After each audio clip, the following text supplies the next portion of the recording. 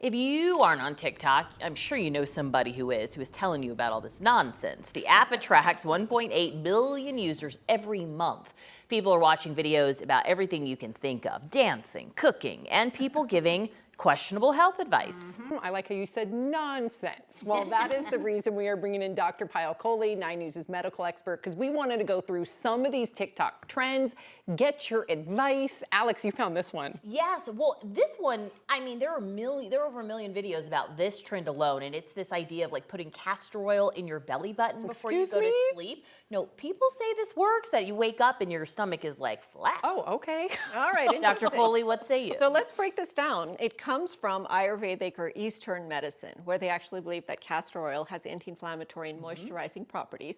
Now, why would you put it in your belly button?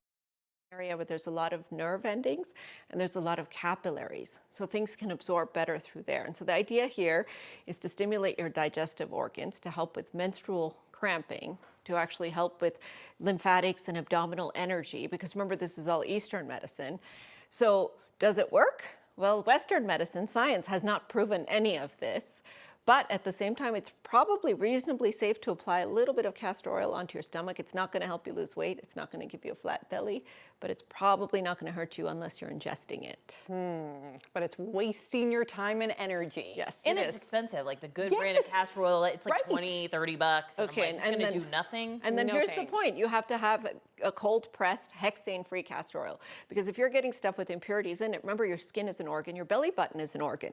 It's actually going to absorb through. If you're pregnant, it can actually increase risk of premature contractions. No, thank you. It can cause skin irritation, it can cause eye irritation, and if you actually ingest too much castor oil, it's a laxative as well.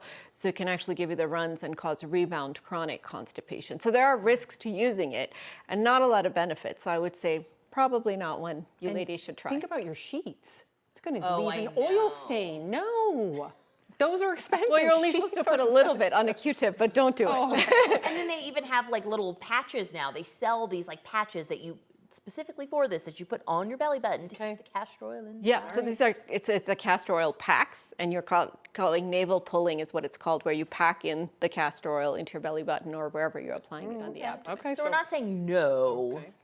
We're saying, Well, it's rooted in Eastern medicine, but really, guys, don't do it because I don't think it helps. And to There your it point, is. you're spending money on castor oil that you could be using for something else better. fair enough. Let's move on to the next thing. We want to show you a clip. I think we had a clip for the other thing too. I'm sorry about that.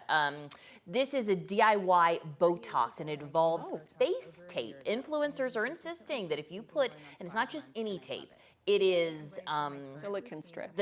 silicone strips. You put it on your face overnight.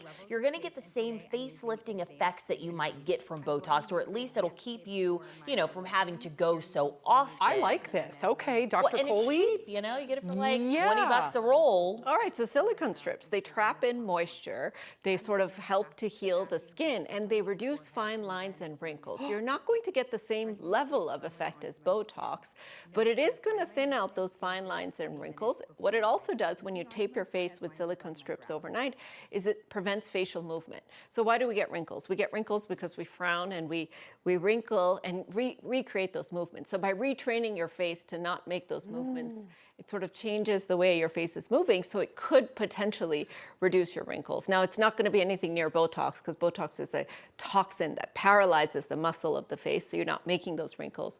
But there's absolutely no harm with the silicone strips, so if you want to save the castor oil money and put it towards the silicone strips and put them on your face overnight, at the very least, you'll get some moisturization out of it. Probably not a lot of benefit. I may try it. It's and in I my will circle Amazon back. cart Yeah.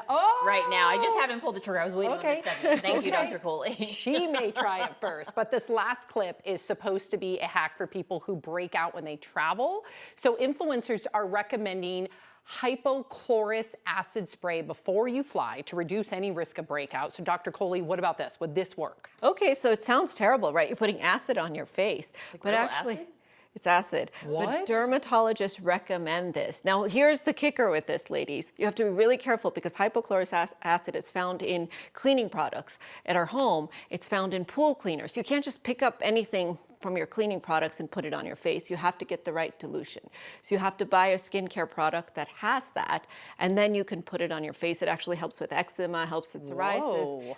It's an antibacterial, so it helps with people who get a lot of acne or acne-prone skin, and it's a nice little spray. So, and the way that I would recommend putting it on, so you're not spraying it directly onto your face, is to put it on a cotton swab, and you can put it lightly on your face. I'm shocked. I didn't think that Dr. Coley would back some of these. Right? I'm here for it. I know. So, but here's the deal. They're all sort of loosely rooted in science, but I don't want us following influencers. I want us following dermatologists. So if you don't want to go to the dermatologist, find a good one online, do your research, make sure they're legitimate, and then follow them for some. I follow dermatologists for my skincare trends, because it's nice to sort of get tips and tricks about how to take care of our body. But don't just listen to anyone out there, because a lot of the things can be harmful, not necessarily helpful. Or a waste of money. Dr. Coley, thank you.